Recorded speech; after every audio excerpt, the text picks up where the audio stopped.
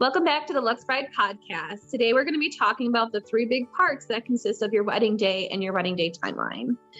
Those three parts that we're going to be talking about is the ceremony, and we're going to work backwards to the start of the day because this is where a lot of people don't allocate enough time. We're going to talk about in between the ceremony and the dinner.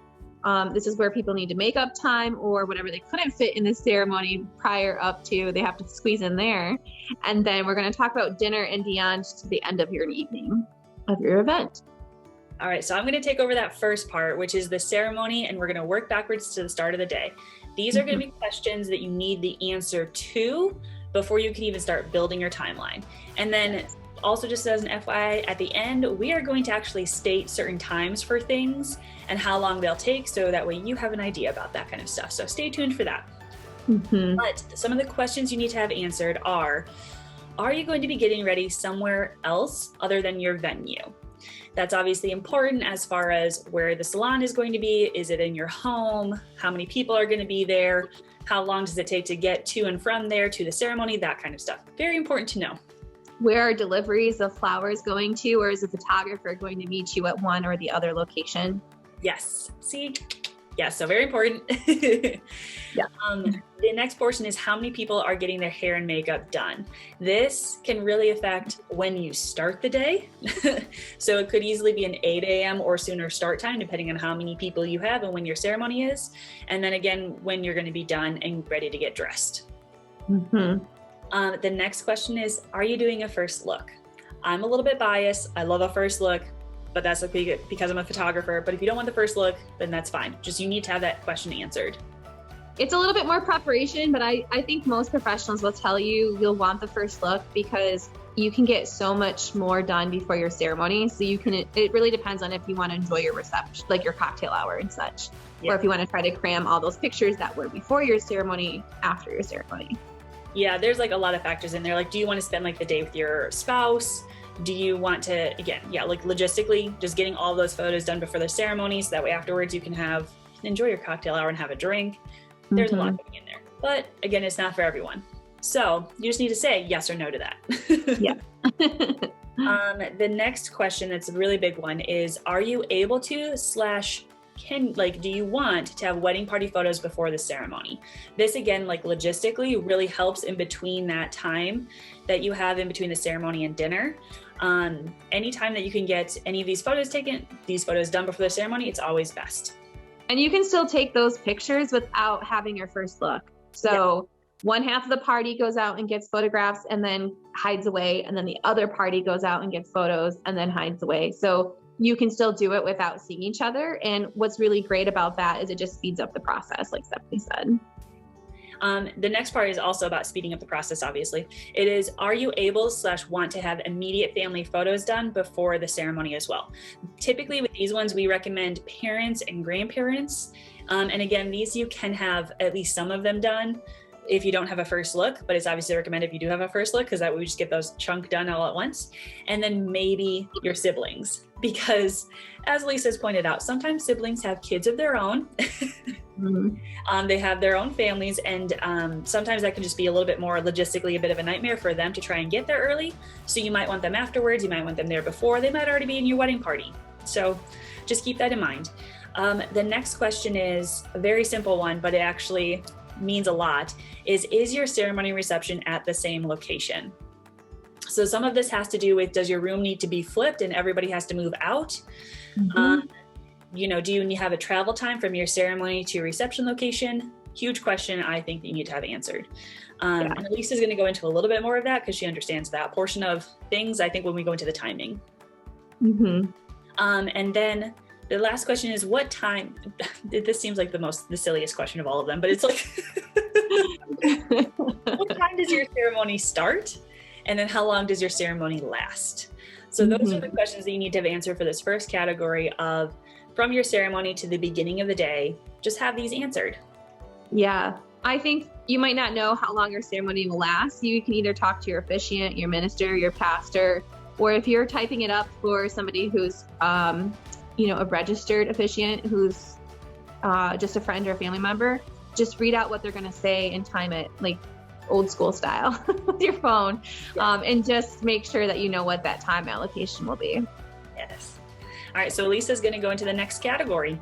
Yeah. So in between ceremony and dinner, the one question that we're going to start with is, are you thinking about doing receiving line? A lot of people plan on having receiving line, but don't communicate that. These actually are more than 5 minutes long. They'll probably take about 15 to 30 minutes. That sounds crazy to say. Sometimes it takes just 10 minutes of getting people out of the building, and then another 5-10 minutes to get them lined up, and then the bridal party run out, and then back inside. And then we have to worry about if you still need parents, grandparents, siblings, or even aunts and uncle pictures, everybody needs to go back inside. That is going to take almost a full hour of all of that happening. So 30 minutes for receiving line, and then probably another 20 to 30 minutes of getting everybody back inside and getting all those family photos. So many people don't think about this. They just think, oh, it just happens. It doesn't. No, it does not. That's our little miniature talk on receiving lines. That was so nicely put. Thank you, because we could talk about that forever. Yes.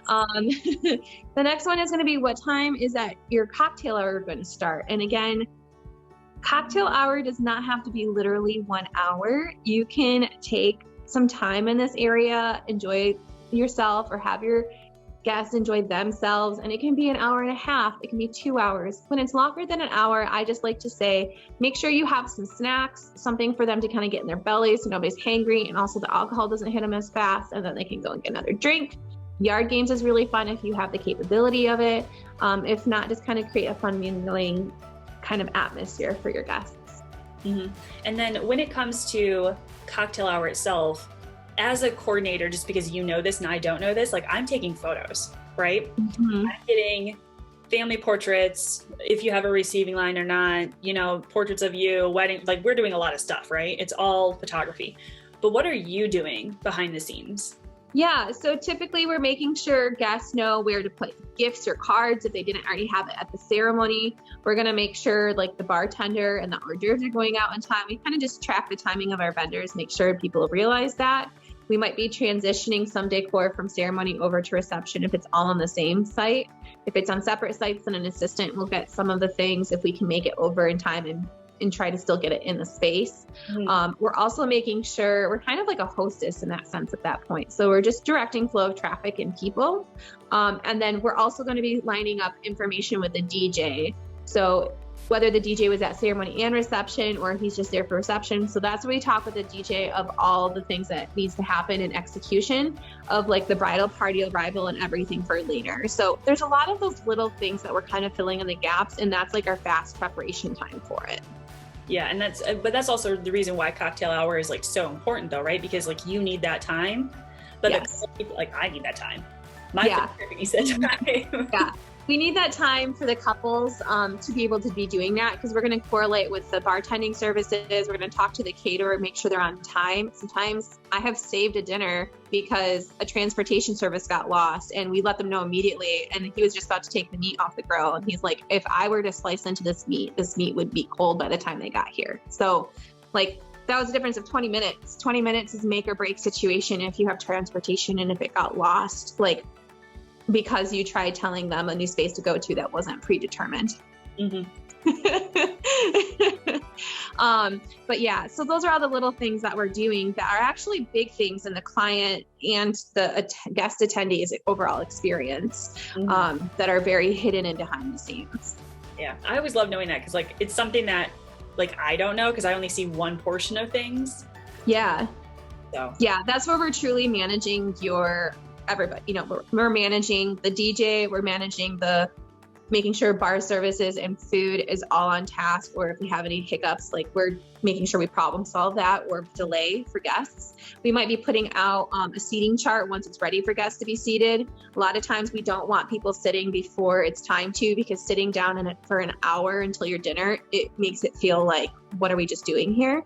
I know that was been one big thing that caterers have told me. The worst thing for them is to have people sitting in their seats ready for food, and the food's not ready for them because it's not timed to be.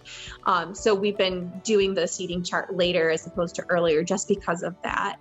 And then other things is just, making sure timing is all right for bridal party's arrival. The DJ is really helpful to get through all the things. Like, it's more just a confirmation to make sure nothing's changed, but also make sure they're on the same task. Like, if they're going to be more of like an MC for you as a DJ, making sure they're on the same mind wave as us, really. Sometimes cake arrives like at 3 or 4 o'clock, so it arrives later, and so we're also managing cake arrival. And if you don't have a DJ, maybe it's a live band, they really need to be set up and starting their playlist before guests arrive for cocktail hour. So like those are all the like event managing that we do. And it all happens in that little bit of time, isn't it? Little bit of time. Yeah. I mean, obviously this is like prior conversations and they have the timeline and know the expectations of everything, but like this is like, it's go time. And when it's a ceremony and reception, that's when we entirely flip the space and vary to little no time. Yep. Sorry, I need to refresh my notes here because next is going into the dinner and the reception for the rest of the half of the evening. Rest of the half of the day is what I meant. I mean, I can tell you, it simply starts with when dinner starts. Yeah. So dinner and beyond the end of the night is what time is your dinner going to start? Be realistic, and your caterer can have a little bit of flexibility, but not a lot. Like I just said, their food could go cold and you're not going to be happy if you have a cold dinner. So it actually has to be really close on time for your dinner for the start time. The next thing is, sorry. No, as a photographer, like I am told all of the time, like at no point can I be late for dinner. The whole rest of the day might be running late, but don't you dare be late for dinner. Yeah, dinner can't be late. People will not be happy with a cold meal when it's supposed to be hot. You will hear it. You will never hear the end of it. So the next thing is, what big events are you going to have at your reception? And this is really what you personally want.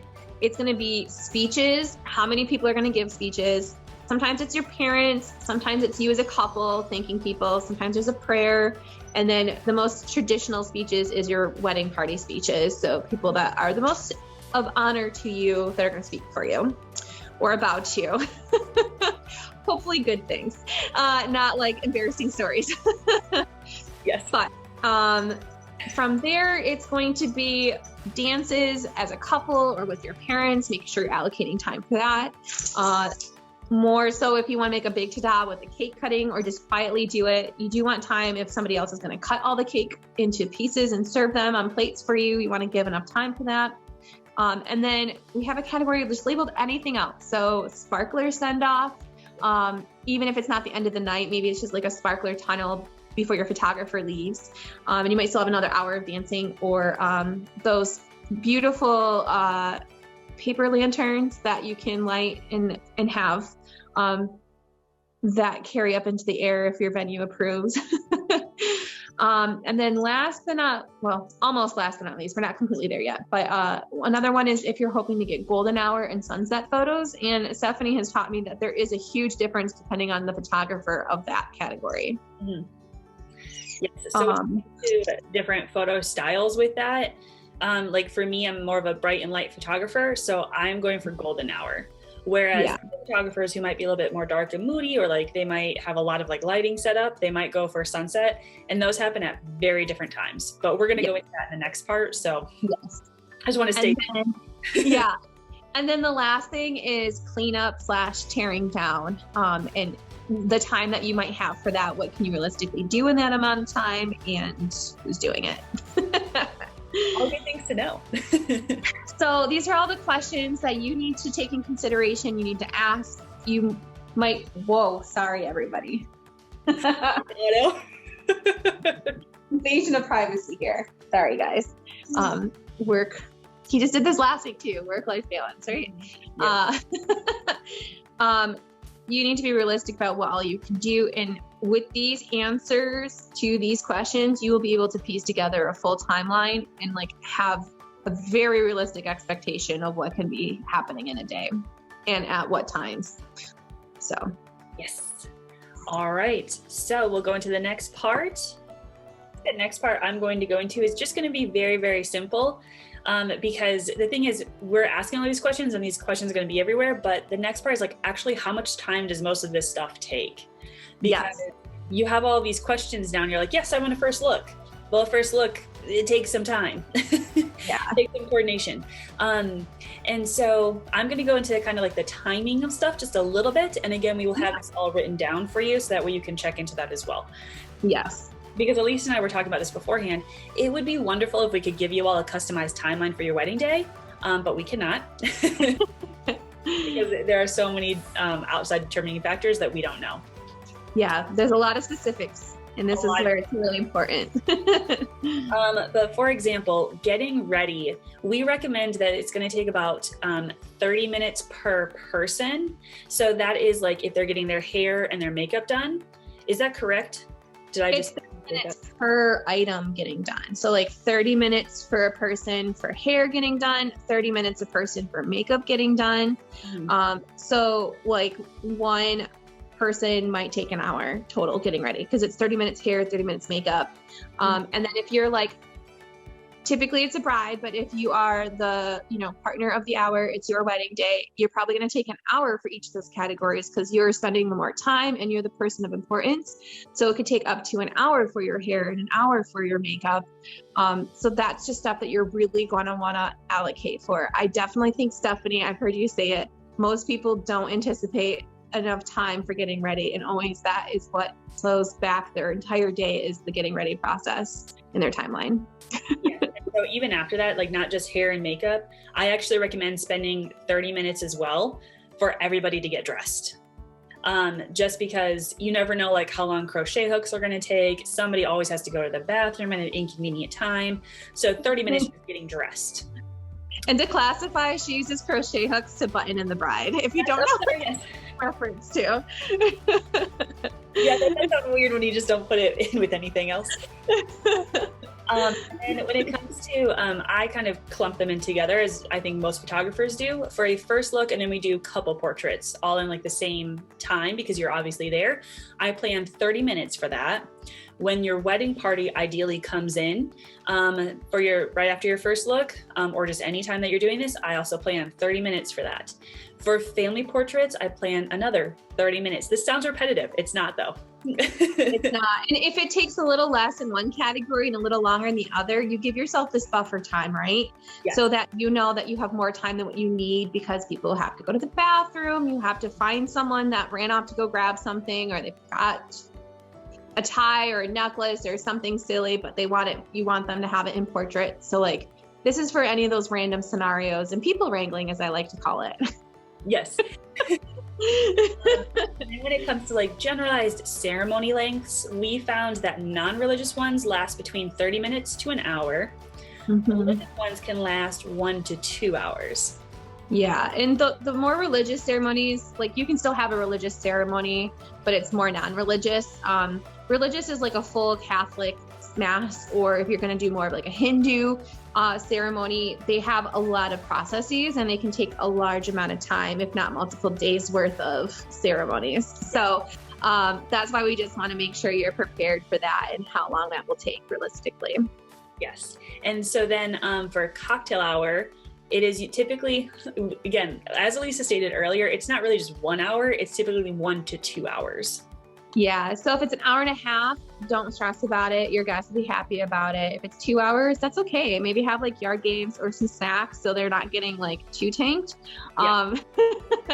That way they're also not getting hangry, so they got some food in their belly. They can drink a little bit more. Honestly, people will have a fun time and be more relaxed. I feel like a 1 hour cocktail hour is almost like it's not long enough. So yeah. Traditionally, people take it very literally of doing 1 hour for a cocktail hour. And that's just kind of, I feel like that's just something that we just assume, but it really doesn't need to be that. Yeah, well, I think cocktail hours doesn't like flow off the tongue nicely. No, I totally agree with you. Okay, and then the grand entrance, we said we allotted 10 to 15 minutes for this. Part of it is because you might be getting off of a bus or out of a limo or a car. Yes. Part of this is because your DJ or MC is like lining you up and needs to make sure that they're pronouncing your names correctly. Part of this is getting guests seated. So we allotted 10 to 15 minutes for that. Yep. We then allotted 1 hour for dinner. Anywhere you go, they almost always say 1 hour. Yeah. It might be 30 minutes. It might be 40 minutes, but guess 1 hour, especially if it takes a little bit longer for like the buffet to get people through the line, or for plated, or if people want seconds, it just allows for that extra time and buffer. So especially if you're running a few minutes behind, you can help make up some time there too. Yeah. And then for speeches, we have 5 to 10 minutes per person. Yeah. So remember, the more people that are talking, the more that time is being ticked off. Because we've both seen this, we recommend 5 minutes or less. Yeah. 5 minutes is a sweet spot. Anything longer from there, you feel lectured to, and then you're going to lose everyone's attention. So it doesn't need to be like, I think I've had one where it was like 15 minutes and it's like, oh my gosh, these people are just hungry. Please stop talking and let them eat. Right. And it was just like this really elaborate, long, like life story. And it's okay to tell funny stuff. Maybe something that's more elaborate is better for a rehearsal dinner as opposed to a wedding dinner. FYI, but like keep it short and sweet, make it funny, make it sentimental, but it doesn't need to take forever because other people have to speak and people will start to get antsy. Like you'll hear and shifting around and you're going to hear all of that. And so, yeah. And then for first dances, we are allotting 5 minutes per dance. We understand that not all songs take that long, but this is just to make sure, like, getting on and off the dance floor, making sure parents are where they need to be. Just 5 minutes per dance is easy peasy. 15 minutes, go. Yeah. Yep. For sunset or golden hour photos, those happen at 2 different times. You're not going to do both. You're going to do one or the other. But just for an FYI, golden hour will happen typically about an hour before the sunset. Sunset photos happen about 10 minutes before the sunset. Huge difference. Very, very big difference. Lighting is massively different. But also you need to allot 20 minutes for portraits. Typically, if I can, I like to take the couple out because they eat first. So I like to take my couples out like right at the end of dinner. So that way they're not missing any big events. But sometimes people like to start speeches. So we just work it into the timeline. Mm-hmm. And then we've allotted dancing 3 to 4 hours. Yep. So that doesn't include, though, one big category that I realized we forgot to write down. Travel time is one thing that we forgot to write down in here. We don't know. Yeah. Also tear down. I just realized we didn't put tear down. Two things, the 2 T's right there, the 2 T's. Travel time is more so if it's off site, like at another location. That's really when it only comes into effect. And you might have your cocktail hour start at a different time based on that transportation. But it is important to not think that it's like, oh, it takes 10 minutes and it really takes 30. It takes 10 minutes, but it's construction, so now it takes 20. You really need to allocate for that and expect construction to be a factor. Yeah, I think a lot of people like get a bus or a limo. You need to think of it as a bus or a limo. You can't drive the route going your normal 80 miles per hour. That does not work. You've got to 60 to understand how long that's really going to take. Yeah, they're going to go 60. They won't do the speed limit, and they'll tell you as well. The same thing. Yeah. But tear down is something that you know a lot about that I haven't. Yeah. So tear down kind of typically takes an hour if you're really fast and efficient, 2 hours if your family's doing it and they're tanked, I'll be quite honest. They're going to socialize more than they will work. So this is where it's important to hire professionals to do it for you. It's kind of a safety factor. People aren't being like tipsy and handling glassware. That's a huge concern, or trying to cut things down or climb on a ladder. A lot of venues won't let that happen. You have to be a licensed professional to do so. So some places make it where you have to. And if you're hiring a design company, like we do a design, so a lot of people will hire us for setup and then they'll have us come back and do tear down as well. And we just include it in our services. And we don't tear down everything though. We take and tear down everything we brought and set up.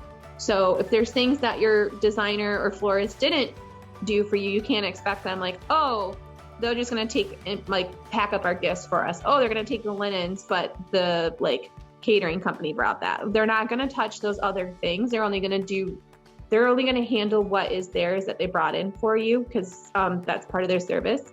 Now, other people, such as coordinators, which we also do, in planning, we stay till the very end of the night and we help with tear downs. We help with all of those things with like gifts, cards. If you're staying at like nearby your hotel, we'll easily drop that off. Like we'll load it up in our car and drop it off actually while the dancing's still happening, because that's when it's like less, it's kind of like a lull time for us. Sometimes there's some things for us to be working on, but that's easy for a team member to break away and go drop that off and load them up into your room, which is kind of fun for you to kind of come into. And if you're not ready to end of the night, you can open up gifts, or the next morning, that's kind of the thing to do, is open up your gifts. But sorry, I got a little carried away with that. No, but we're there to take down all the things. So like if you brought decorations, we'll pack up all your stuff, all of that. Some people really expect their venue coordinators to serve in this way. And what I always tell people is ask them what their actual roles and responsibilities are, so you know what to expect of what they will actually do or not do for you. So many people think that a venue coordinator is going to be a wedding planner or a full wedding coordinator. And sometimes that is not how they are to service you. Sometimes you're paying extra and they are, and sometimes they're not. So that's really important to talk to. And sometimes they'll go through the timeline like this with you. Sometimes they won't. So this is why we really want to make sure you're having the most realistic expectations. Sorry, there's like a little TED talk on that one.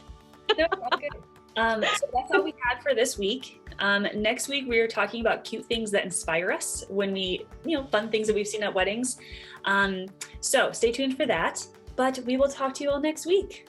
Yeah, thank you, and take care, everyone. Bye.